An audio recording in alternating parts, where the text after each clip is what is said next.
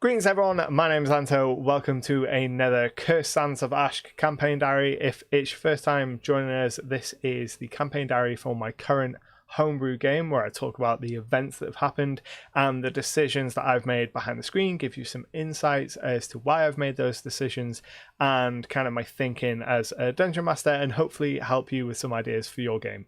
If you're watching this as a video on demand, it'll be all edited and there'll be timestamps below for you to be able to skip around. The way this works is I start off by giving a rundown of the things that have happened in the campaign in the last couple of weeks in the first part of the stream, and then we move into kind of a Q&A, question and answer kind of thing where people can ask questions about the campaign or about general DMing and things, and we hang out a little bit. The video usually will run around an hour, give or take 10 minutes here or there, and we'll dive straight into it. So last we left our heroes, it was the first proper session in my sort of soft rebooted campaign. So my players had managed to go about and cause the apocalypse, as players are wont to do. And after they caused the apocalypse, they spent some time thinking about what they wanted from the game. We took a few weeks of downtime, and then we relaunched the game with the Cursed Sands of Ashk. Same setting, same physical location, just a few years in the future, and the players would get to play out the unfolding apocalypse. They would be playing as monster hunters who go out into the world hunting these great corrupted beasts, these chaos monsters that have been unleashed on the world, and being the last sort of beacon of humanity and civilization. So in the first couple sessions, they went out to fight a giant corrupted ape. They had a really nasty fight. There was a lot of wild magic and surges going on, but they managed to defeat the ape, bring it back to the city of Kadim, which is a city filled with mages, and they took it around town trying to get their contacts to give them a price for buying this magical beast. They ended up agreeing on selling it to a magic store owner who owns the magic shop, which is called Exalted Wares, I believe, off the top of my head. And he agreed to give them a discount on some cloaks of protection in exchange for the beast's body. So that's where we ended our last campaign diary, with them finishing off their adventuring day and heading to the casino, where they played a few rounds of Two Chest Mimic, which is a dice game that I recently created. They had a lot of fun doing that. One of the characters, Peng, who I will show you now because I, through the power of editing, have put pictures in. So this is Peng. She is a Simic hybrid blade singer wizard, and she won about 2,000 gold during the course of this evening of debauchery and gambling in this underground gambling house. And at the end of the night, she and the others stumbled home and went to bed, and our next session kicked off with a group of thieves burgling the players. So earlier in that day, they'd been waiting around with the corpse of this beast, and a random person had walked up to them on the street, offered them 5,000 gold for the body, which is a very small amount, much lower than they ended up getting for it. So they refused. But they also noticed a group of children watching the apartment. And I made a point of kind of drawing attention to these kids, the fact that they're watching the apartment. And then when later on that night they came back after gambling, I again made a point of saying, you notice these kids sitting outside the apartment, and you can see that they're kind of watching you in the same way that they had been earlier in the day. And that was my way to kind of give them an indication that you are being watched, there is something going on, but they didn't take any measures to alarm spell their apartment. They didn't try and set any traps or do any sort of defensive measures. So this group of 4 thieves were going to break into their apartment and try and steal everything. Now, unfortunately for the players, I rolled incredibly well for all of the rolls necessary for this. The way I had decided that they would break in is that they would pick the lock, and once inside, cast the silence spell and then there would be checks to see whether the players perceived anything, noticed any movement or anything once they were inside each of their rooms. So I made one stealth roll for breaking into the apartment itself, which they passed with absolute flying colours. I made a sleight of hand or a stealth roll for the casting of the silence spell, which they absolutely passed and the players didn't notice. And then in each of the players' individual rooms, every single player, their passive perception wasn't high enough to beat the incredible rolls that I was making. So the players slept through the entire night without realizing that every single item that they owned had been robbed. So this was a group of magical thieves. They'd come in, they'd cast silence, and they would be able to work and rob from people without the people noticing because they had that silence spell. In hindsight, I absolutely should have fudged the rolls and let the players hear them and let the fight break out in their apartment, because when the players woke up and I said, okay, you wake up and just everything is gone, I told them out of character, look, this is what's happened. I rolled incredibly well. They have managed to get past all of your perceptions and rob you. But naturally, the players were really underwhelmed by that because they didn't feel like they were active participants in the scene. They felt like they'd just woken up and I told them, all your stuff is gone, which is exactly what happened. But it happened like that because of the rolls I'd made. I rolled really well and they managed to get past the players. Now, on paper, I would normally argue, oh, well, that's fine. You rolled really well. That's how the dice go sometimes. But in how disappointed the players were in just waking up to just be told all your stuff is gone, absolutely, if I were to do that again, I would have fudged the rolls. So at least one of the players could have heard something, even if it was heard them leave, wake up, see everything is gone, and then they could have given chase or seen them leaving, just so that they felt like they had some attempt at stopping it before it happened. Because as it happened, they woke up, everything was gone, all their weapons, all their armor, anything that they weren't wearing in bed was gone. And then there started the next session and the process of them trying to figure out what has happened, who's taken our stuff, where's our stuff gone. So they, if I go ahead and look at my notes here,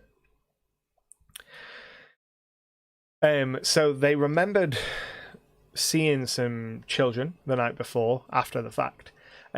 So Aga, who is the party paladin, go ahead and throw a picture of Aga up here. Directions are confusing. So Aga, the party paladin, has a relationship with a local orphan. She funds a local orphan and is friends with this orphan, so thought, I'll be able to get some information on these children that we're watching as if we go and speak to this orphan. Another one of the players suggested they go to a local pawnbroker who they've had dealings with in their backstory and said, oh, if they've stolen all our stuff, they're going to go to this pawnbroker and we should be able to intercept our items before they're sold. What they eventually decided on doing was they were going to have Ming, who is the Simic hybrid druid, who's this absolutely beautiful boy here. He was going to assume the form of a bird and use the locate object spell to fly around the city and try and locate Peng, who's the Bladesinger wizard, try and locate Peng's spellbook. So Ming takes flight, flies around the city, and eventually gets a bead on the spellbook in a tavern near the docks, which is where the players kind of head off to and go looking for this spellbook. When they arrive, they immediately see in one of the corners there's an individual human man sitting with his feet propped up at a table, very obviously flicking through Peng's notebook. They have a little bit of a huddle and try and decide what their approach is here. They weren't expecting to just find one guy sitting so brazenly, and they decide, well, we might as well just go up to him and say, let's just be honest and say, we know that you've got our stuff, we want our stuff back, lead us to our stuff and your co-conspirators, the people that have robbed us, and there doesn't need to be any violence. So Eamon, the party, where is Eamon? There is Eamon. So Eamon, who is the party arcane trickster rogue who has a cover story of being a merchant, approaches the guy that's flicking through the spellbook and strikes up a conversation basically saying, look, we know that you've stolen from us and we want our stuff back. And this guy completely takes him by surprise by just immediately handing the spellbook over. So he has seen them all come up to them, all except Peng, who kind of hangs back a little. But he sees these 4 PCs come up. He knows that he's stolen from them. And they try and intimidate him. And he just immediately hands the book over. And then that kind of disrupts them. They were expecting much more resistance than that. So they try and intimidate him further into giving them the information about the other people who had helped steal all of their stuff. And this man, Noah, he's absolutely having none of it. He knows that they're in a public place, in a law-abiding city, and he says to them straight, you've got no evidence I stole from you now because I've handed you back your book. If you call the guards, they'll search me. I don't have any stolen items on me. I've given you that back. I'm not giving you any information. And at this point, Poe, the draconic bloodline sorcerer, who is certainly the hothead of the group, starts getting a little antsy. And as Eamon and Noah, this burglar character, are having a conversation, Poe decides that it's not getting us anywhere. We need to take direct action. So Poe kind of pushes his way in and takes this guy into a headlock, and they try and physically coerce him. Flip is saying something is up. What is up? That's broken my stride, Flip. So they try and they go to physically coerce this NPC. And as I say, the NPC knows that they're in a lawful city. They're in a place with rules and law, and just being assaulted in broad daylight in a tavern probably isn't going to work out so well for them. So as soon as they grab him, he just starts shouting, saying he's been assaulted. The tavern keeper kind of comes out and demands that they break it up, otherwise he's going to call the guards, at which point they're like, this guy stole from us, so we are taking him. And the tavern keeper's like, I'm not just going to take your word on that. I'm absolutely calling the guards. He sends one of the barkeepers to go and fetch the guards, and everything erupts into chaos. So people try and intervene to stop them abducting this guy in broad daylight. Someone casts an invisibility spell on their prisoner and on Peng so that Peng can drag him out of there, and they kind of scatter. As they are reacting to this and figuring out what's happening, Eamon says, I'm going to stay here because the guards have been called, and we live and work in the city. If we don't have a good relationship with the guards, we are absolutely not going to be able to stay in the city. So I will stay here. I will speak to the guards. I'll take the heat.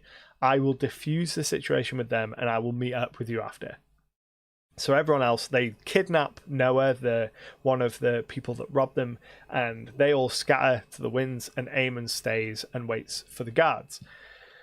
The guards arrive. Eamon explains what was going on, and tells the story that they've been robbed. And during the course of that conversation, the guards say, right, okay, you were all involved in a disturbance of the peace, so you're each going to be charged with 10 gold pieces. And then after they interview some of the tavern patrons, and who confirm that Poe is the one that kind of started the assault, they say, right, okay, this guy is going to be charged with assault, and he's going to be sentenced probably to some lashes. And that still hasn't come to pass yet, but I'm sure that they're really going to enjoy getting lashed, in addition to having to pay out their fine for disturbing the peace. But Eamon is pretty successful in his ability to smooth talk to the guards and rationally explain what has been going on. And he gets them to agree to assign an investigator to help them. So he says, I'm going to go back to my apartment. I'll wait for your investigator there. The investigator can meet up with me and we'll have some law on our side trying to recover our stolen goods. While this is happening, the other players take their prisoner down to the beach, and almost immediately things get really violent. So Peng is absolutely down for just doing whatever it takes to get this guy to talk. And similar to how he behaved in the tavern, this guy Noah says, I know that you follow the law. You're monster hunters. You operate in this lawful city. You're not going to torture me. You're not going to kill me. If you were going to kill me, you'd have killed me already. So he's quite bravado in his belief that he's not going to be mortally wounded by Peng here. And this really, really annoys Peng. She's getting really frustrated that this guy is so sure that they're not going to do anything. She attacks him. She commits violence. And then all the while the others, sans Eamon, are watching on. And when it looks like it's getting to the point where things might tip over the edge and they might end up killing this guy, Ager here, the paladin, says, look, I'm all for getting our stuff back. I'm all for a little bit of roughhousing of this guy if it's going to get us our stuff back, but I draw the line at killing him. And she kind of draws a line in the sand and says, we need to figure out something else. I am not killing this guy. I'm not taking part in killing him. If you are going to kill him, then that is something you're going to have to do alone. And that kind of diffuses the situation long enough for them to have a conversation and say, right, we're going to leave the prisoner on the beach with Ming, who is the gross-looking druid. Ming is going to guard the prisoner. The rest of us are going to go back and meet with Eamon in the apartment and figure out where we're going from there. So they head back to the apartment and meet up with Eamon and the investigator that's been assigned to their case. They kind of tell him the story up until this point, and he leads them back, or they lead him back to the beach. As they are kind of going there, a few of them head out in front and they decide, right, okay, we need to heal this guy, this prisoner, so that we don't get charged with anything worse. So they go ahead, they heal him, they tie him up, or tie him up even more so than they had. I think at one point they either did or suggested burying him in the sand up to his neck so he couldn't run off. But eventually everyone reaches there. The investigator reaches the beach and speaks to the prisoner. And the prisoner kind of dances around the truth. The investigator casts a zone of truth spell on him. They have a conversation where he asks, did you take part in this robbery, which he admits to, and then he asks whether the players have harmed him. And because he had been healed at this point, their prisoner says that he's not currently injured, he's not under any harm, and he's kind of at full health. So he kind of dances around incriminating the players further, because this entire time he's been saying to the players, look, I don't believe that you would genuinely kill me. I think that, ultimately you'll let me go or hand me in. So when they hand him in, he kind of throws them a bone and doesn't get them in any more trouble than they were in. He does give them a small nugget of information saying that he met the group that took part in this robbery in another tavern called the Filibuster Tap House. Now, this is a place very close to the courthouse, frequented by a lot of lawyers, a lot of guards, but for some reason, this is where they chose to hatch their scheme for robbing our players. So the players and this investigator head there. They speak to the barkeeper, who at first seems really hesitant to give them any information. They ask him a lot of specific questions that he kind of skirts and then says, I can't help you. They order a round of drinks and he slides the tray over, and underneath one of the flagons of ale, he's slipped a little bit of parchment with the room number that one of the burglars is staying in. So they concoct a plan, the players. They decide that Eamon, the arcane trickster rogue here, he is going to use disguise self to assume the form of Noah, the man that they took prisoner, and go and try and get this other robber to lead them to the group, to the hideout, lead them to their stuff. They decide, the rest of them, to split up, kind of cover the exits, assuming that things are going to go really wrong and that they're going to have to chase this guy down. But it works perfectly. Eamon rolls really well on all of his rolls and manages to convince the was it halfling or a gnome? I think it was a gnome. So convince the gnome burglar, the one that broke into the apartment itself. He convinces him that I am one of you. We've been found. I am on the run. The people that we stole from are hot on our heels. We need to go to the hideout right now because there's strength in numbers. Otherwise, they're going to kill us all. So this gnome is completely buying it, and he sets off at pretty much a bare sprint. They rappel out of the window of the tavern in case they're being followed by the players in this gnome's mind, and they start off at a run through the streets and end up at one of the bridges crossing the river. The gnome throws himself into the water. Eamon follows, and they end up heading into the sewers. All the while, the players are at a cautious distance, kind of following. So they're in the sewers. Eamon tries to get some information out of this gnome, but he's having none of it. He's in full flight mode. He's like, we've just got to reach the hideout. The boss will know what to do.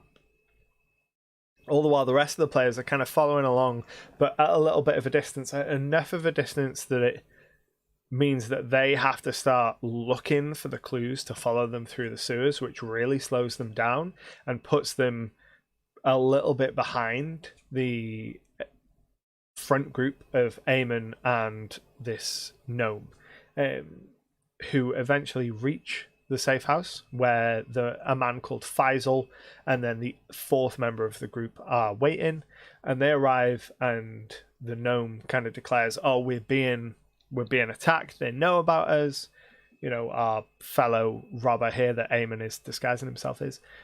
He's come to us, they've been chasing him, we are here to kind of figure things out. Now Faisal, as the leader of this group, is utterly no nonsense. He turns around and says, the deal was that you two were supposed to go your separate ways. We're never supposed to see each other again. This is unacceptable. You've put us all at risk, and I can't allow that. And he draws a wand of fireball and casts a fireball spell at Eamon and this gnome. The gnome manages to throw himself out of the way, and fortunately, because of Eamon's roguish abilities, he's able to just kind of jump backwards, fall down this hole that they climbed up through to get to the safe house, and play dead.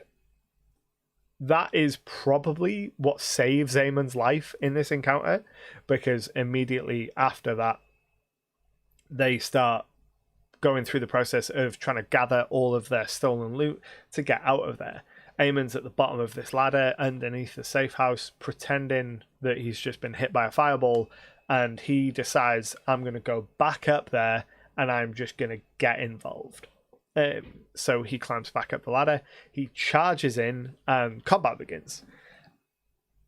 The first couple rounds looked really dicey. Eamon took a lot of damage, and there's a few moments where it looks like he might go down until the other players arrive. So they arrive about 3 rounds into the combat, but fortunately Eamon had managed to scrape by and hold on until then. And once they arrive, the combat almost immediately swings the other way.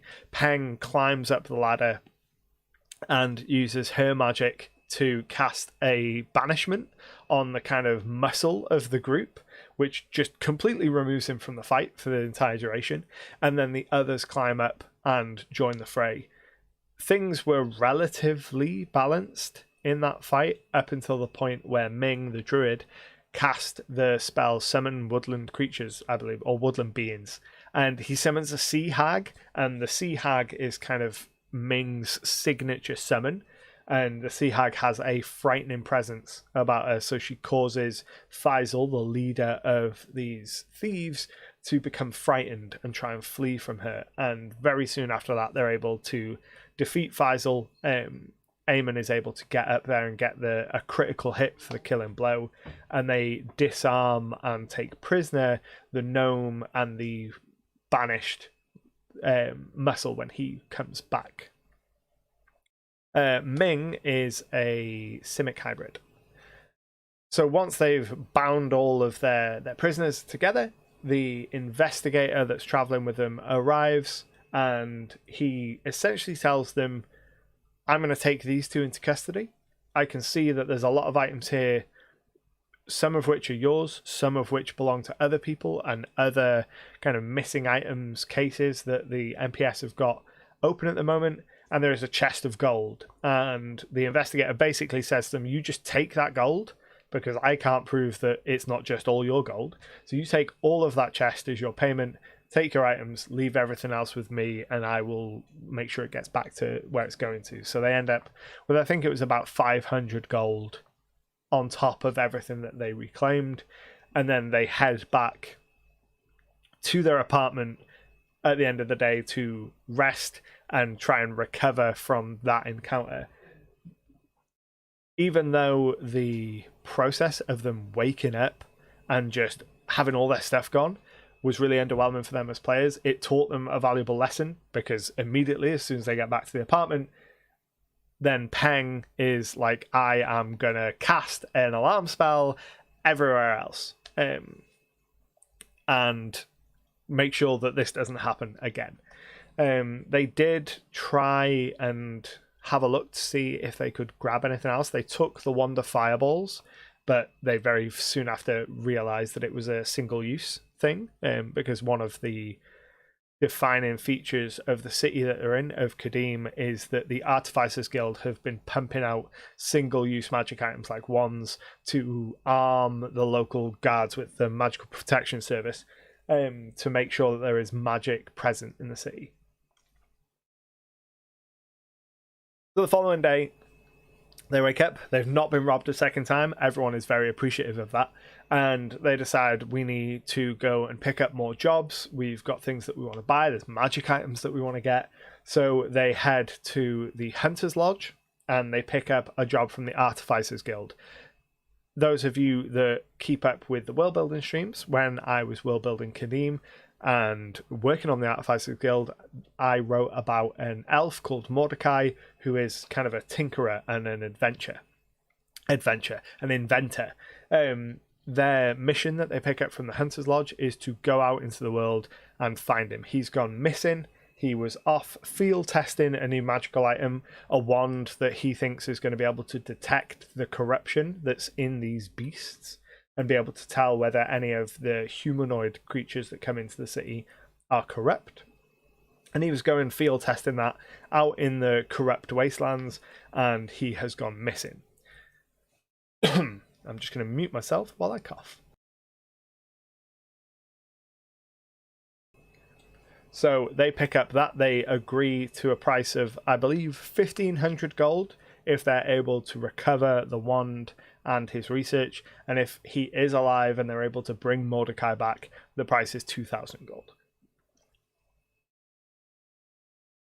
So they know that he was on his way to a small village, sort of 3 days away from the city of Kadim. And it's one of the closest kind of little villages and settlements near that city, and it's just inside the boundary of the corrupted lands, a little village called Asayet.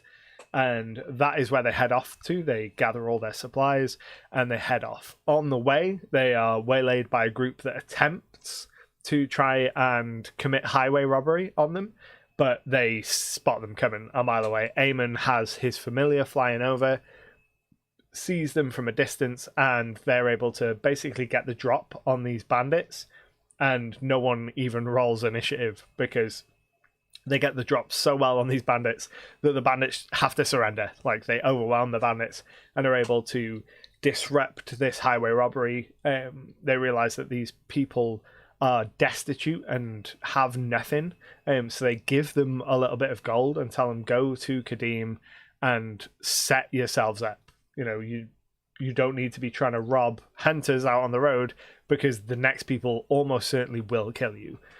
So you're lucky that you ran into us. Take a little bit of gold. I think they gave them 12 gold, and go to the city, get yourself set up, and turn away from this ridiculous life of crime, because you're not very good at it. Which the bandits very much appreciate, not being murdered, and they do. And then the players head towards the village of Asaya, and on the way there, the night before, they hear strange sounds coming from the village. So Eamon sends his raven familiar to have a look.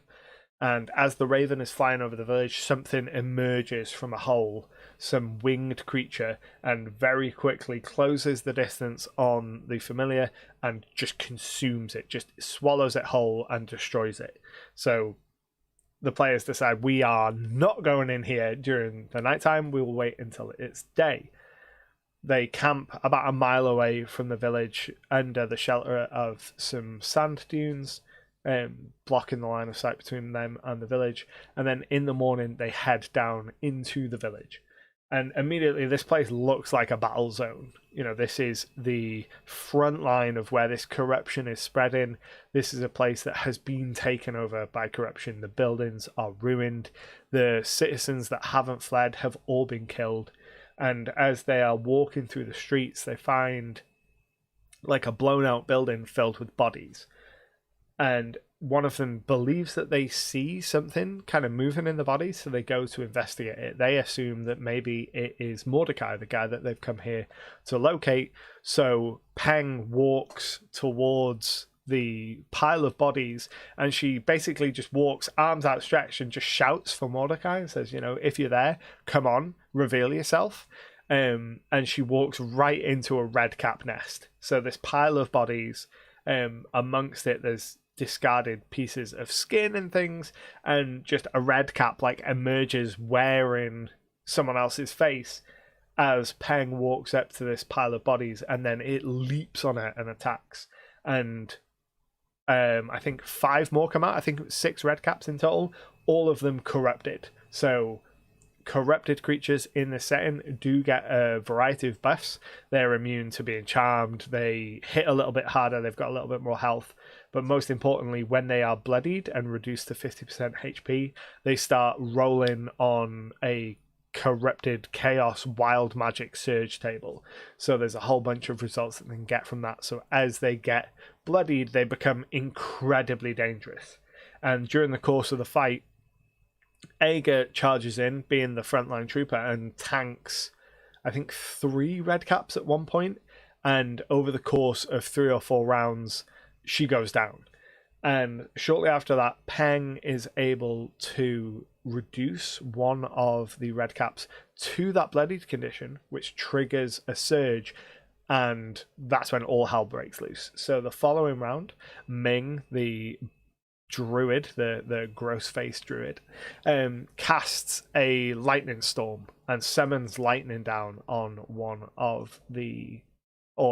of the redcaps. This makes both of them go to bloodied, so there's 3 redcaps, corrupted redcaps, currently suffering from these kind of wild magic surges, one of which is its own surge of lightning, which bursts out and kills Ager. So Ager has gone down at this point, surrounded by redcaps, and thanks to the now bloodied condition, they summon their own lightning, and the fallout of which kills Ager. And then they just immediately start dragging her body towards a well to go and take it off with them. Everyone explodes into panic. In the next round, Ming goes down because he gets surrounded by 2 redcaps. And there is a moment where it looks like it's going to be a TPK. But fortunately, Peng and Eamon stay the course. They don't flee. And they are able to just barely dispatch the redcaps with enough time to get Ming back up and to allow Ming to cast Revivify on Aegar and keep her from permadeath. So as he revives Aegar, as he gets close and revives Aegar and pulls his hand away, they see this kind of red mist follow up from his hand and almost form its kind of own hand that tries to like link fingers. And that is the corruption that Aegar carries. Up until this point, I think only Aemon is aware of this, but Aegar is carrying the corruption. She is corrupted, and she has her own wild magic surges. She is subclassed into wild magic sorcerer, and we use my corruption table for her surges. And as she has died, the first kind of sentient humanoid creature that's arrived at her corpse that isn't also corrupted is Ming, and the corruption in her tries to leap to Ming, but he's able to resurrect her, to revivify her before it can make the jump. And that is where we ended the session, with them reeling from this Redcap encounter. Aegar still kind of discombobulated and incredibly wounded, Ming still just holding on to life, and they are in the ruins of this village, searching for Mordecai, the Artificer, and they still haven't actually encountered the beast that consumed Aemon's familiar, because Redcaps don't fly. So they know that there is at least one other corrupted beast in this village that they're going to have to take care of, even though they've just got absolutely decimated by these Redcaps. So in the next session, we're going to pick up with them trying to figure out where they go from here. Are they going to try and take a short rest in the clearly dangerous area that they're in, or do they press on low on resources and HP and risk it? So that's what's been happening in the last couple of weeks. For the kind of second half of this video, we'll go through and I'll answer some questions that have been asked, and we'll do a bit of a Q&A. So if you've got any questions relating to the events that I've talked about here, or my approach for kind of building encounters, building worlds, anything like that, throw them into the chat and I will do my best to answer them. And while you get your questions, I'm going to drink. I'll also show you the new map, the updated map for Ashk as well. Go ahead and zoom that out and swish over to here. So this is the updated map, campaign map for Ashk. So you can see that shaded area which represents the kind of spread of the corruption through the lands. So the players are currently in the city of Kadim here, and that corruption is getting very close. So Jeff says, have you already planned that if she went down, whoever came close would be the next victim for the corruption? Was that more of an on-the-spot type thing? So when Aegar's player was conceiving the character, we had a conversation about how this corruption would manifest, and one of the things that she came up with was that this corruption could spread and kind of jump, and one of Aegar's fears is that she would die before she figured out a way to get rid of it, and that it would jump to someone else. So even though she was being revivified, so mechanically her death lasted 18 seconds at most, I wanted to allude to the fact that those fears were right and that corruption would spread. So that was more for Aegar's character's benefit, for her to kind of get confirmation that, oh, this corruption is going to spread. I definitely can't die. Like, under no circumstances can I die. Bob says, how are you balancing the encounters, as you seem to be making it quite hard on the PCs? I am. The encounters would be balanced, or that encounter, the Redcap encounter, would have been balanced if all the PCs had been present. But Poe, the Draconic Sorcerer, was absent that week, and I always tell them that I don't rebalance encounters. So what exists in the world, and everything that they might encounter should be able to be defeated. Well, not everything. Some things definitely won't be, but I will always signpost it enough like when we had the TPK, I had literally dozens of signs in multiple languages being like, this tomb, just leave this tomb, it's too dangerous. But for this, what really messed them up was just walking straight into the village and just shouting and not trying to be sneaky. So if they'd been sneaky, they would have probably seen the Redcaps ahead of time and known that they were about to go into a fight, which makes them approach things differently. But as it happened, they just walked literally into a pile of bodies, shouting, and then the drop was gotten on them. And I'm fine with combats being incredibly hard if the players kind of get themselves into that situation. So it's almost like an encouragement of being more cautious in a way, or just making better choices, because they knew that this was in the corrupted territory, that this was a town that had been decimated. They knew there was at least one corrupted beast here that could fly because it killed the familiar, and there was a pile of bodies. Like, everything about that should have screamed, don't walk over and poke the bear. But players are players, and if they go and poke a pile of bodies, a Redcap's going to jump out and kill one of you.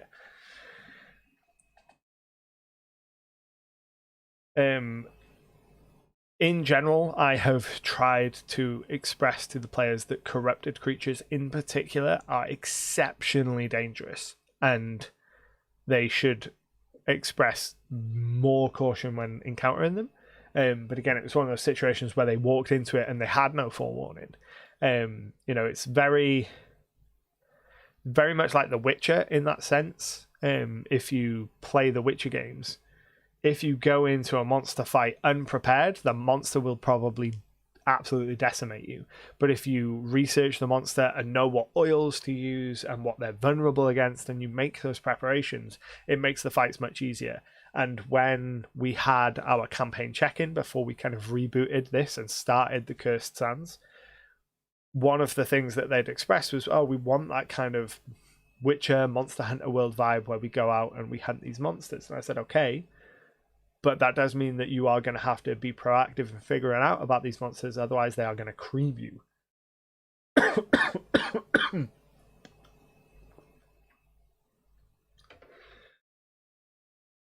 So I'm thinking that at this point, I'm going to assume that none of the players are here watching, and if you are, what are you doing? Go on, leave. But our next session is going to almost certainly involve them trying to find Mordecai, and Mordecai has been taken and is currently in a corrupted manticore's lair. And I'm really excited to use that corrupted manticore, because the manticore is a pretty interesting beast anyway. It's got some cool abilities, but then you add the corruption on top of that, it makes them resistant to different things. It gives them more damage and health and makes them immune to certain things, and then you also have that surge once they get down to 50% of their HP. And those surges are really the bread and butter for me when it comes to corrupted creatures, because there's a lot of really interesting things that can be done. If you are interested in seeing how I handle the corruption templates, my Patreon has a monthly magazine called SIDEQUEST. Issue 4 is currently available, and in that I've got a bunch of monster templates, one of which is corrupted monsters, and that goes over all the rules I use for my corrupted beasties. Now, I do believe it is linked below. Oh, it's not linked below. I'll make sure for the VOD that it is. Until then, patreon.com/Icarus_games. There's the link.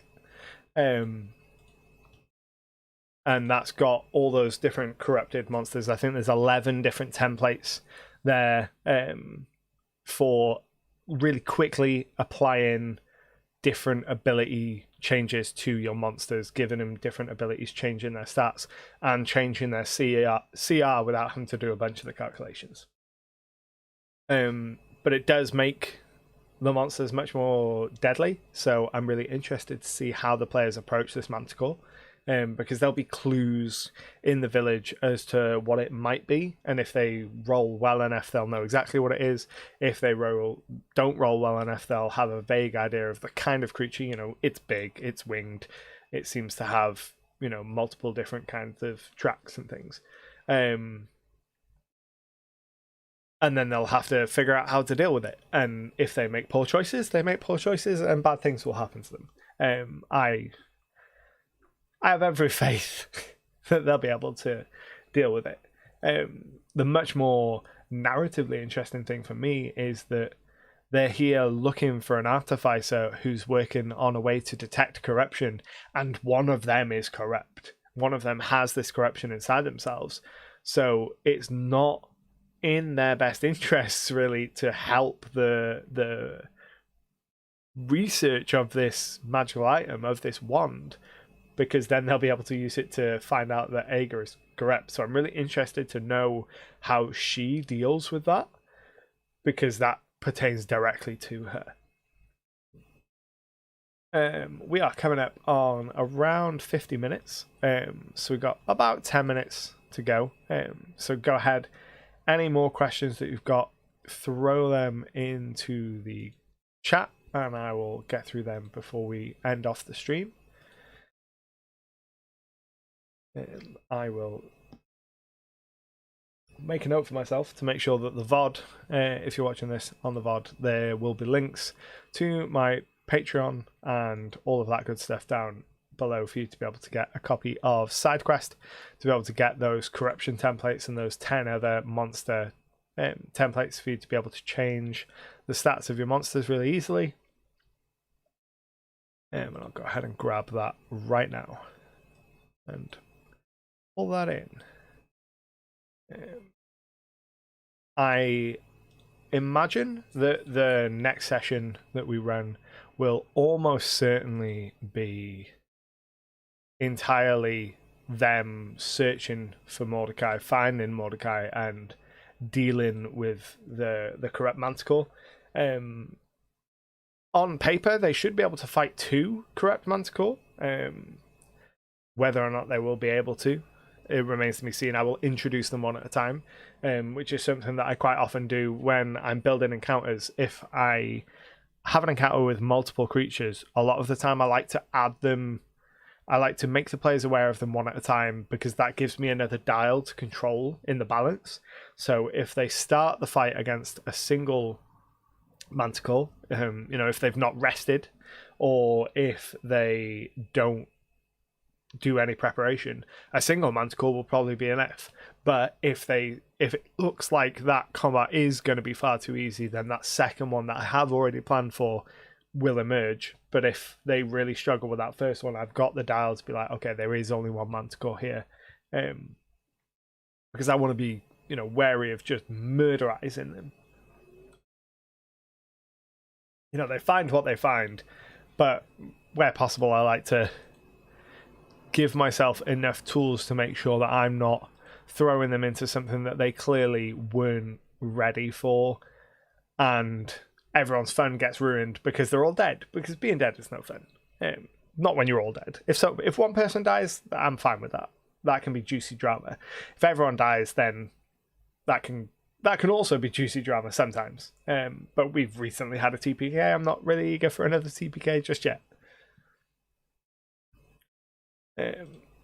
So go ahead and throw any final questions here while I start to wrap up. So if this is your first time seeing this, either joining us in the live or watching the video on demand, I make videos about all things D&D and tabletop RPGs. I'm currently at the tail end of a break from produced videos. I'm going to be coming back to them soon, trademark. But until I am back fully, there will be these streams every couple of weeks. There's no set schedule from there. They're always Friday night at 10 o'clock UK time, but it depends on how much story my players get through. So how much juicy stuff that I've got to tell you, because if they just spend 1 week gambling, it's not really interesting to tell you about the entire session of gambling. So it depends on how much they get through, but it's Friday nights at 10 p.m. We hang out. Occasionally we do some world building here as well on stream, which is always a lot of good fun. The city of Kadim, which is where the players are based, we did a lot of the world building for that on stream. I'll go ahead and transition here to show you the map for that, because the map is really cool. This was made in Incarnate, actually, and then I host it through Legend Keeper, which is where I keep all the information for my world, and I drop all these pins and things, and there's all these locations that we worked on stream for them to go and meet interesting NPCs and interact with people. And we do that on stream as well, so if you enjoy this kind of stuff, make sure to subscribe and stay up to date for all of that stuff. But my name has been Anto. It has been lovely hanging out with you all as always, and I shall see you soon, hopefully. Again, no set deadline for when I'm coming off this vacation, because life is very busy and I've got a lot of things going on, but it will be relatively soon. But until then, happy gaming. I am gonna wait for the stream to catch up, because last time I cut myself off, but we can always edit out on post, because that's movie magic, that is. But no, thank you all for watching, and I shall catch you all soon.